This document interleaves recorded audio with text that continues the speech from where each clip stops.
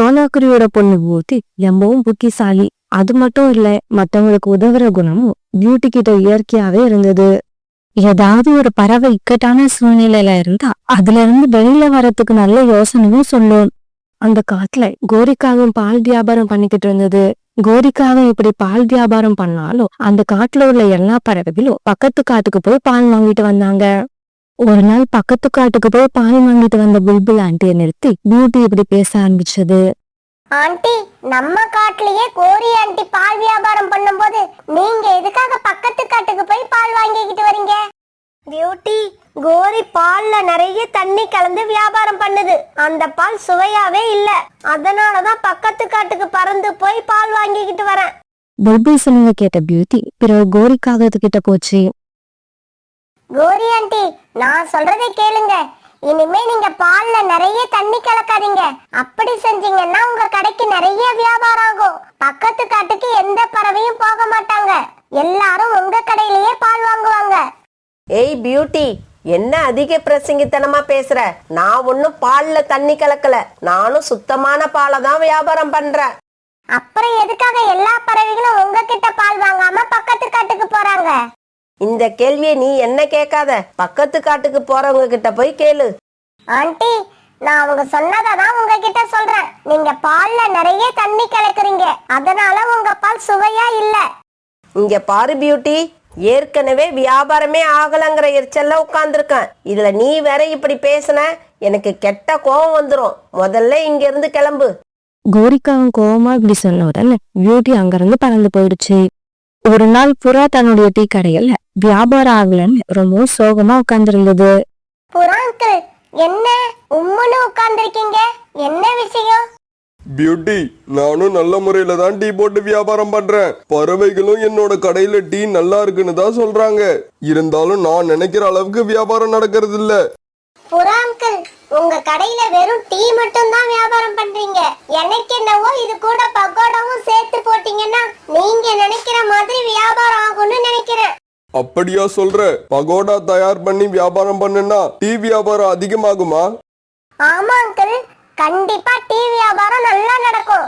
வேணும்னா நான் சொன்னதை ஒரு வாரத்துக்கு ட்ரை பண்ணி பாருங்க. சரியா வரலன்னா விட்டுருங்க. இப்படி சொல்லிட்டு அங்கிருந்து பறந்து போயிடுச்சு. ராணி, நான் இன்னையில இருந்து நம்ம கடையில பகோடாவும் தயார் பண்ணி வியாபாரம் பண்ண போறேன். ஏற்கனவே டீ வியாபாரம் சரியா நடக்கிறது இல்ல. இதுல பகோடா தயார் பண்ணி அதுவும் வியாபாரம் ஆகலன்னா அதை கீழே தான் கொட்டணும். ராணி, எனக்கு இந்த ஐடியாவை பியூட்டி தான் கொடுத்துச்சு. பகோடா பண்றதுக்கு நமக்கு ஒன்னும் அதிக செலவாக போறதில்ல. ஒரு வாரம் முயற்சி பண்ணி பாப்போம். இப்படி சொன்ன புறா பிறகு அன்னையில இருந்து தங்களோட கடையில பகோடா தயார் பண்ணி வியாபாரம் பண்ண ஆரம்பிச்சது. பக்கோடா பக்கோடா, சூடான பக்கோடா, சுவையான பக்கோடா. புறா இப்படி குரல் கொடுக்க ஆரம்பிச்சதும் அந்த சத்தத்தை கேட்ட சில பறவைகள் கடைக்கு வந்தாங்க. இப்படி வந்த பறவைகள் முதல்ல பகோடாவை சாப்பிட்டாங்க. இப்படி பகோடா சாப்பிட்டவங்க பிறகு டீயும் ஆர்டர் பண்ணினாங்க. புறா, எனக்கு ஒரு டீ ஸ்ட்ராங்கா போடு. அன்னைக்கு சாயங்காலத்துக்குள்ள புறா தயார் பண்ணி வச்சிருந்த பகோடாவும் டீயும் வியாபாரம் ஆயிடுச்சு. அன்னைக்கு புறா ரொம்ப சந்தோஷமா தன்னோட வீட்டுக்கு போச்சு. மறுநாள் கலையில சோனாக்குரியும் பியூட்டியும் தன்னோட வீட்டுல உட்கார்ந்து இருந்தாங்க. அந்த சமயத்துல ஒரு தட்டு நிறைய பகோடாவை எடுத்துக்கிட்டு புறா சோனாக்குரி வீட்டுக்கு வந்துச்சு. பியூட்டி, இந்த பக்கோடாவை நான் உனக்காக தான் எடுத்துக்கிட்டு வந்திருக்கேன். புறாண்ணா, என்ன சந்தோஷத்துக்காக இப்ப பகோடா எடுத்துட்டு வந்திருக்கீங்க? சோனா, நான் ரொம்ப நாளா என் டீ கடையில வியாபாரம் இல்லாம இருந்தேன். பியூட்டி சொன்ன ஐடியாவை கேட்டு நேத்துல இருந்து டீ கூடவே பகோடாவும் தயார் பண்ணி வியாபாரம் பண்ண ஆரம்பிச்சேன். என்ன ஆச்சரியம், நேத்து நான் வாங்கி வச்சிருந்த பால் எல்லாம் தீந்து போயிடுச்சு. போட்டு வச்சிருந்த பக்கோடாவும் வியாபாரம் ஆயிடுச்சு. எனக்கு இப்படி ஒரு அருமையான ஐடியா கொடுத்த பியூட்டிக்கு நன்றி சொல்றதுக்காக தான் இந்த பக்கோடாவை எடுத்துக்கிட்டு இங்க வந்திருக்கேன். புறா சொன்னதை கேட்ட சோனா குருவி தான் பொண்ணோட புத்திசாலித்தனத்தை நினைச்சு ரொம்பவும் சந்தோஷப்பட்டுச்சு. பிறகு ஒரு நாள் அந்த காட்டுல பூ வியாபாரம் பண்ணிக்கிட்டு இருந்த ரோனி குருவி கடைக்கு பியூட்டி போச்சு. பியூட்டி, எல்லாருக்கும் ஏதேதோ ஐடியா சொல்றேன்னு கேள்விப்பட்டேன். அந்த மாதிரி என்னோட வியாபாரத்தை அதிகமாக்கவும் எனக்கு ஒரு யோசனை சொல்ல. காலையில இருந்து இந்த பூவை வச்சுக்கிட்டு உட்கார்ந்துருக்கேன். இன்னும் போனி கூட ஆகல. ரோனி ஆண்டி, நீங்க வச்சிருக்கிற பூ எல்லாமே மஞ்சள் கலரா இருக்கு. இந்த மாதிரி இருந்தா பூ வாங்க வர்றவங்க யோசிப்பாங்க. அதனால நீங்க என்ன பண்றீங்க, விதவிதமான கலர்கள்ல பூக்களை கொண்டு வந்து வியாபாரம் பண்ணி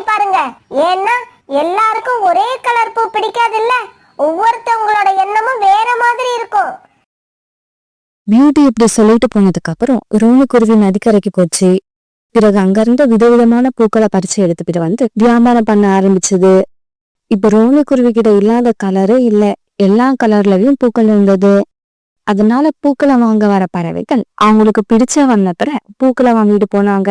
இதனால ரோனிக்குருவி கிட்ட முன்னாடி இருந்ததை விட இப்ப நிறைய பூக்கள் வியாபாரம் ஆச்சு. பிறகு ஒரு நாள் ரோனிக்குருவி நிறைய பூக்களை எடுத்துக்கிட்டு சோனா குருவியோட வீட்டுக்கு போச்சு. சோனா, உன்னோட பொண்ணு ரொம்பவும் புத்திசாலி. அவ சொன்ன ஐடியாவால தான் என்னோட கடைக்கு நிறைய வியாபாரம் ஆக ஆரம்பிச்சது. இப்படி சொன்ன ரோனிக்குருவி பிறகு நடந்த கதை எல்லாத்தையும் சோனா குருவி கிட்ட சொல்லுச்சு. என்னோட வியாபாரத்தை அதிகமாக்கின பியூட்டிக்கு நன்றி சொல்றதுக்கு தான் இந்த பூக்களை எடுத்துக்கிட்டு வந்தேன். இப்படி சொன்ன ரோனிக்குருவி அதை எடுத்துட்டு வந்த பூக்களை பிறகு பியூட்டி கிட்ட கொடுத்துச்சு. தான் பொண்ணோட புத்திசாலிக்காக நினைக்கும் போது சோனா குருவிக்கு ரொம்பவும் பெருமையா இருந்தது. ஒரு நாள் புறாவும் ரோனிக்குருவியும் பேசிக்கிட்டு இருக்கும் போது கோரிக்காக அங்க வந்துச்சு. ஆமா, எப்பவும் சோகமா இருக்கிறவங்க 2 பேரோட முகமும் இன்னைக்கு மகிழ்ச்சியா இருக்கே, என்ன காரணம்? ஏற்கனவே எங்க கடையில சரியா வியாபாரம் ஆகாது. எங்க கடை நஷ்டத்துல ஓடிக்கிட்டு இருந்தது. ஆனா இப்ப அப்படி இல்ல, நிறைய வியாபாரம் நடக்குது, லாபமும் நிறைய கிடைக்குது. அதனாலதான் சந்தோஷமா இருக்கும். ஆமா, பியூட்டி சொன்ன ஐடியாவை கேட்டதுக்கு அப்புறம் தான் எங்களோட வாழ்க்கையில மகிழ்ச்சியே வந்தது. பியூட்டி வயசுல சின்ன பிள்ளையா இருந்தாலும் அவ சொல்ற யோசனை ஒவ்வொன்றும் ரொம்பவும் பெருசா இருக்கு.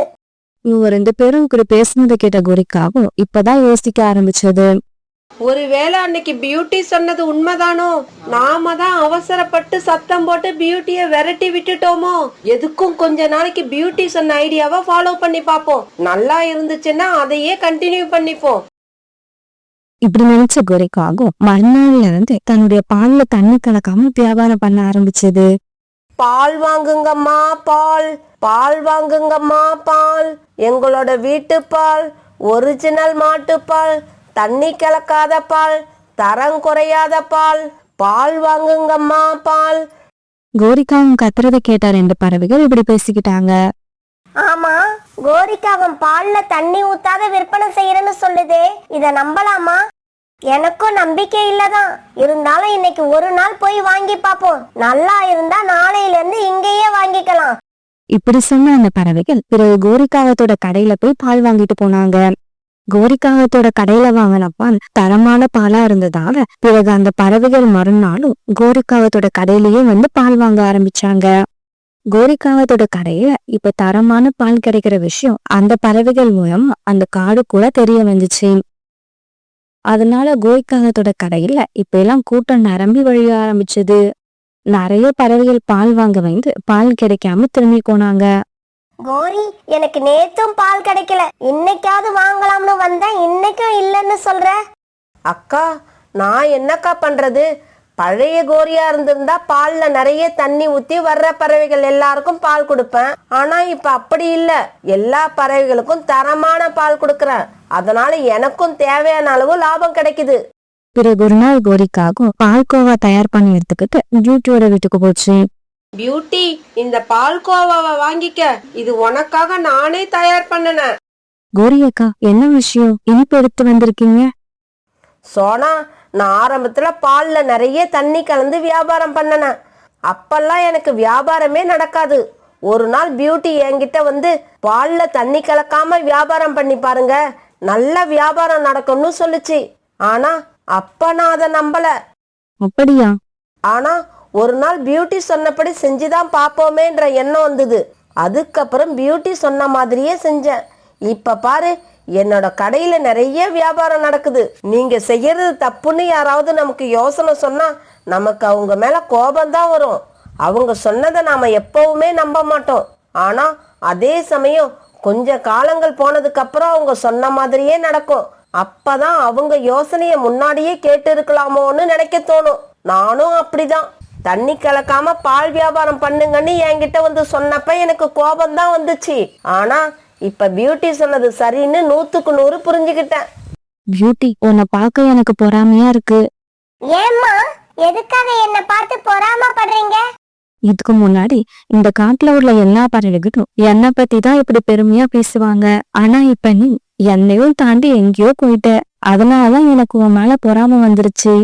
இதை கேட்டுட்டு அங்கிருந்து எல்லாருமே சிரிக்க ஆரம்பிச்சாங்க. அம்மா, இன்னைக்கு நீங்க எனக்கு புது ஷூ வாங்கி கொடுத்தாதான் நான் நாளைக்கு ஸ்கூலுக்கு போவேன், இல்லன்னா போக மாட்டேன். பியூட்டி, இந்த வாரம் மட்டும் அட்ஜஸ்ட் பண்ணிக்க. அடுத்த வாரம் திங்கக்கிழமை நீ ஸ்கூலுக்கு போகும்போது கண்டிப்பா புது ஷூ போட்டுட்டு போகலாம். இல்லம்மா, இன்னும் 3 நாள் இருக்கு. அது வரைக்கும் இந்த பழைய ஷூவை பார்த்துட்டு மத்தவங்க கிண்டல் பண்றதை என்னால தாங்க முடியாது. தன்னோட பொண்ணு பேசுற பேச்சுல நாயா இருக்கிறது சோனா குருவிக்கு நல்லாவே தெரியும். ஏன்னா பியூட்டி புது ஷூ கேட்டு கிட்டத்தட்ட 3 மாசம் ஆக போகுது. இருந்தாலும் வீட்டு வேலை செஞ்சு தன்னோட குடும்பத்தை நடத்திக்கிட்டு இருக்க சோனாவால அவ்வளவு சீக்கிரமா புது ஷூ வாங்க முடியல. சரி பியூட்டி, இன்னைக்கு நான் வேலையை விட்டு வீட்டுக்கு வரும்போது உனக்கு எப்படியாவது புது ஷூ வாங்கிட்டு வந்துடுறேன். அம்மா இப்படி சொன்னதுக்கு அப்புறம் தான் பியூட்டி கண்ணை தொடச்சுக்கிட்டு ஸ்கூலுக்கு பறந்து போச்சு. பிறகு சோனா குருவியும் கனத்த மனசோட அது வேலை பார்க்குற வீட்டுக்கு கிளம்பி பறந்து போச்சு. வேலை பார்க்குற இடத்துல அட்வான்ஸ் வாங்கின சோனா குருவி வேலையிலிருந்து திரும்பும்போது ஷூ விற்கிற கடையை நோக்கி பறந்து போச்சு. அங்க போன சோனா குருவி தன்னோட பொண்ணுக்கு ஏத்த மாதிரி ஒரு ஷூவை வாங்கிச்சு. பிறகு ரொம்பவும் சந்தோஷத்தோட தன்னோட வீட்டுக்கு பறந்து வந்தது. இப்படி பறந்து வந்துகிட்டு இருக்க வழியில சோனா குருவிக்கு தாகம் எடுத்ததால அது வாங்கிட்டு வந்த ஷூவை ஒரு பாறையில வச்சுட்டு நதிக்கரையில தண்ணீர் குடிக்க போச்சு. அந்த சமயம் அங்க வந்த கோரிக்காகவும் அந்த ஷூவை பாத்துருச்சு. ஜக்கு வேற தினமும் புது ஷூ கேட்டு நம்மள தொல்லை பண்ணிக்கிட்டு இருக்கான். புதுசு வாங்க நம்ம கிட்ட காசு எங்க இருக்கு?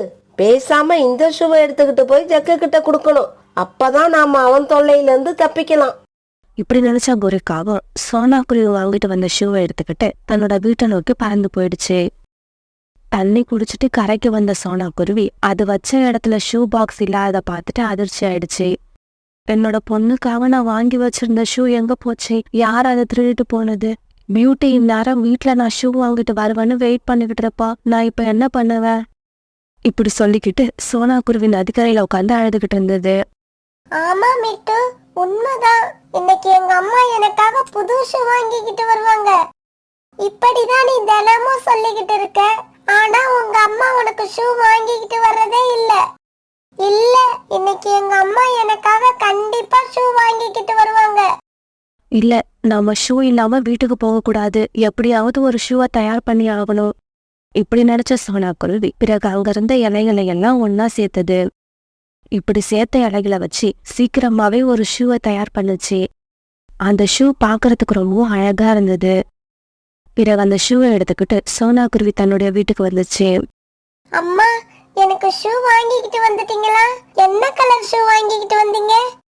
டப்பாவை திறந்து பாரு பியூட்டி. என்ன கலர் ஷூன்னு உனக்கே தெரியும். உனக்காக அம்மா ஒரு புதுவிதமான ஷூ வாங்கிட்டு வந்திருக்கேன். இந்த மாதிரி ஷூ உங்க ஸ்கூல்ல யாருமே போட்டிருக்க மாட்டாங்க. டப்பாவை திறந்து பார்த்த பியூட்டி ரொம்ப சோகமாயிடுச்சு. ஆமாம்மா, இந்த மாதிரி ஷூ இந்த காட்டுல யார்கிட்டயே இருக்காது. பியூட்டி, இந்த ஷூ முழுக்க முழுக்க இலைகளாலேயே தயார் செய்யப்பட்டது. ஆமாம்மா, அதனாலதான் சொல்றேன், இந்த மாதிரி யார்கிட்டயும் இருக்காது. பியூட்டி, ஏன் சோகமா இருக்க? இந்த ஷூ உனக்கு பிடிக்கலையா? இல்லம்மா, இந்த ஷூ ரொம்பவும் வித்தியாசமா இருக்கு. எனக்கு ரொம்ப பிடிச்சிருக்கு.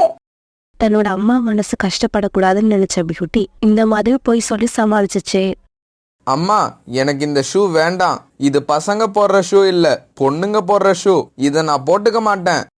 இங்க பாரு ஜக்கு, இப்படி எல்லாம் பேசினா ஓங்கி ஒரு அறை விட்டுருவேன். எந்த ஷூவா இருந்தா உனக்கு என்ன? குளிர்ல இருந்து காலை பாதுகாக்க எந்த ஷூ வேணாலும் போடலாம். அம்மா, இந்த ஷூவை நான் போட்டுக்கிட்டு போனா எல்லாரும் என்ன கிண்டல் பண்ணுவாங்க. யார் யார் உன்னை கிண்டல் பண்றாங்கன்னு என்கிட்ட வந்து சொல்லு. அவங்களோட எலும்பை எண்ணி வைக்கிற. ஜக்கு, அம்மா ஆசையா வாங்கிக்கிட்டு வந்த ஷூவை போடு. கோரி இப்படி கோவமா பேசின உடனே ஜக்கா அந்த ஷூவை எடுத்து காலில் போட்டுக்கிட்டான். இங்க பாருங்க, இந்த ஷூ காலுக்கு நல்லாவே இல்ல. டேய் ஜக்கு, இந்த ஷூவை மாட்டிக்கிட்டு சோனா வீட்டு பக்கம் மட்டும் போயிடாத. ஏன்னா இந்த ஷூவை நான் சோனா கிட்ட இருந்து தான் திருடிக்கிட்டு வந்தேன். ஏம்மா, திருடிக்கிட்டு வந்தது தான் வந்த. பசங்க போடுற ஷூவை திருடிக்கிட்டு வரக்கூடாதா? டேய் ஜக்கு, இந்த ஷூவை திருடிட்டு வர எவ்வளவு கஷ்டப்பட்டேன்னு எனக்கு தான் தெரியும். மரியாதையா எதுவும் பேசாம இந்த ஷூவை போட்டுக்கிட்டு ஸ்கூலுக்கு போ. மறுநாள் பொழுது விடிஞ்சிச்சு. பிறகு மறுநாள் அந்த ஷூவை மாட்டிக்கிட்ட பியூட்டி தன்னோட ஸ்கூலுக்கு போச்சு. பியூட்டி, உன்னோட ஷூவை பார்க்க எனக்கு சிரிப்பு தான் வருது. இந்த ஷூ இலையால செய்யப்பட்டிருக்கு. இது நல்லாவே இல்ல. இங்க இங்க பாரு ராஜி, இந்த மாதிரி இன்னொரு தடவை சொல்லாத.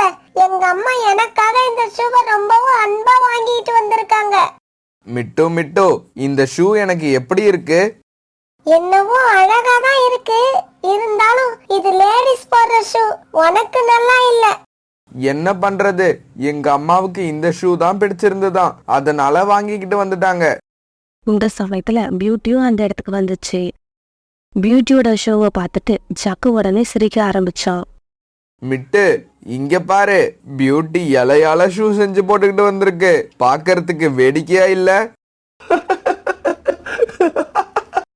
இலையால செஞ்ச இந்த ஷூ நல்லாவே இல்ல, ரொம்ப கேவலமா இருக்கு. 2 நாள்ல இந்த இலையெல்லாம் காஞ்சு போயிடும். ஜக்கு, என்ன கிண்டல் பண்றதுக்கு முன்னாடி நீ உன்னோட காலை பாரு. நீ போட்டிருக்கிறது லேடிஸ் போட வேண்டிய ஷூ. இந்த ஷூவை நீ போட்டுக்கிட்டு வந்திருக்கிறது என்னோட ஷூவை விட கேவலமா இருக்கு. ஜக்கு, பியூட்டியை கிண்டல் பண்ணாத. அதுவும் அவங்க அம்மா கிட்ட ரொம்ப நாளா ஷூ வாங்கிட்டு வர சொல்லிக்கிட்டே தான் இருந்தது. அவங்க அம்மா திடீர்னு இந்த மாதிரி இலையால ஒரு ஷூவை தயார் பண்ணி கொடுத்துட்டாங்க. அது என்ன பண்ணும்? பாவம், பியூட்டி அவங்க அம்மா நல்லா ஏமாத்திட்டாங்க. இல்ல, நீ சொல்றதெல்லாம் போய். எங்க அம்மா என் மேல ரொம்ப அன்பா இருக்காங்க. அந்த அளவு அன்பு வச்சிருக்கிறதாலதான் எனக்கு இப்படி ஒரு ஷூவை செஞ்சு கொடுத்திருக்காங்க. இப்படி சொல்லிக்கிட்டு இருக்கப்ப பியூட்டி கண்ணுல இருந்து கண்ணீர் வந்துருச்சு. உடனே அது அந்த இடத்த விட்டு பறந்து போச்சு. இப்படி போன பியூட்டி ஒரு நதிக்கரைக்கு போய் உட்கார்ந்தது. தன்னோட 2 ஷூவையும் கழட்டி ஓடுற நதியில விட்டு எறிஞ்சது. இப்படி ஷூவை விட்டு எறிஞ்ச பியூட்டி பிறகு நதிக்கரையில உட்கார்ந்து அழ ஆரம்பிச்சது. இந்த ஷூவை இனிமே நான் போட மாட்டேன். இந்த ஷூ எனக்கு தேவையே இல்ல. எல்லாரும் என்ன கிண்டல் பண்றாங்க. எனக்கு அழுகழுகையா வருது. எங்க அம்மா கிட்ட நான் வேற ஷூ வாங்கிக்கிட்டு வர சொல்லி அதை தான் நான் போட்டுக்க போறேன். இப்படி சொல்லிட்டு பியூட்டி அழுதுகிட்டு இருக்கப்ப அந்த காத்தோட வனதேவதை அந்த இடத்துல தோன்றுச்சு. பியூட்டி, இந்த சின்ன விஷயத்துக்காக நீ உங்க அம்மா மேல கோவப்படுறியா? உண்மையிலேயே என்ன நடந்ததுன்னு உனக்கு தெரியுமா? என்னது உண்மையா? என்ன உண்மை? என்ன நடந்துச்சுன்னு எனக்கு தெளிவா சொல்லுங்க. உனக்காக உங்க அம்மா ஒரு அழகான ஷூ வாங்கிட்டு வந்தாங்க. அந்த ஷூவை ஜக்குவோட அம்மா நதிக்கரையில இருந்து திருடிக்கிட்டு போயிட்டாங்க. மறுபடியும் புது ஷூ வாங்க பணம் இல்லாததால உங்க அம்மா உனக்காக ரொம்பவும் கஷ்டப்பட்டு இலையால இதை தயார் பண்ணி கொண்டு வந்தாங்க. தேவதை இப்படி சொன்னதுக்கு அப்புறம் தான் ஜக்கு லேடிஸ் ஷூ போட்டுட்டு இருந்ததை பத்தி பியூட்டி யோசிக்க ஆரம்பிச்சது. ஆமா ஆமா, நீங்க சொல்றது உண்மைதான். ஜக்கு போட்டிருந்தது லேடிஸ் போடுற ஷூ தான். இங்க பாரு பியூட்டி, உங்க அம்மான்னு இல்ல, எல்லாரோட அம்மாவும் தங்களோட குழந்தை மேல ரொம்பவும் அன்பு வச்சிருக்காங்க. அதனால நீங்க எந்த காரணத்தை கொண்டும் உங்க அம்மா மேல கோவப்படவே கூடாது. ஏன்னா அவங்க அம்மாவோட இடத்த யாராலையும் நிரப்ப முடியாது. அவங்க வாழறதே உங்களோட சந்தோஷத்துக்காக தான். இல்ல, எனக்கு எங்க அம்மா மேல எந்த கோவமும் இல்ல. இருந்தாலும் எல்லாரும் என்னோட ஷூவை பார்த்துட்டு என்ன ரொம்பவும் கிண்டல் பண்ணுனாங்க. அதனாலதான் எனக்கு அழுக வந்துடுச்சு. சரி சரி, கண்ணை தொடச்சுக்கிட்டு என் கூட வா. இப்படி சொன்ன அந்த தேவதை பியூட்டிய கூப்பிட்டுக்கிட்டு சோனா குருவி எந்த இலைகளை எடுத்து ஷூ தயார் பண்ணுச்சோ அந்த மரத்துக்கிட்ட அழைச்சிட்டு போச்சு. என்ன ஆச்சரியம், திடீர்னு அந்த மரத்துல நிறைய ஷூக்கள் தோன்ற ஆரம்பிச்சது. அதை பார்த்த பியூட்டிக்கு சந்தோஷம் தாங்கல, துள்ளி துள்ளி குதிச்சது. பியூட்டி, உனக்கு எந்த ஷூ வேணுமோ அந்த ஷூவை எடுத்துக்கலாம். இப்பன்னு இல்ல, உனக்கு எப்ப ஷூ தேவைப்பட்டாலும் இங்க வந்து பாரு. இந்த மரத்தோட இலைகள் உனக்காக ஷூவா மாறிடும். இந்த பரிசை நான் உனக்காக கொடுக்கல, உன்னோட அம்மாவுக்காக கொடுத்திருக்கேன். என்னோட அம்மாவுக்காகவா? ஆமா, உன்னோட அம்மா உன் மேல வச்சிருக்க அன்புக்காக நான் கொடுக்கிற பரிசு இது. இப்படி சொல்லிட்டு அந்த தேவதை அங்கிருந்து மறைஞ்சு போயிடுச்சு. பிறகு பியூட்டி தனக்கு பிடிச்ச மாதிரி ஒரு ஷூவை எடுத்து காலில் போட்டுக்கிட்டு சந்தோஷமா வீட்டுக்கு பறந்து போச்சு.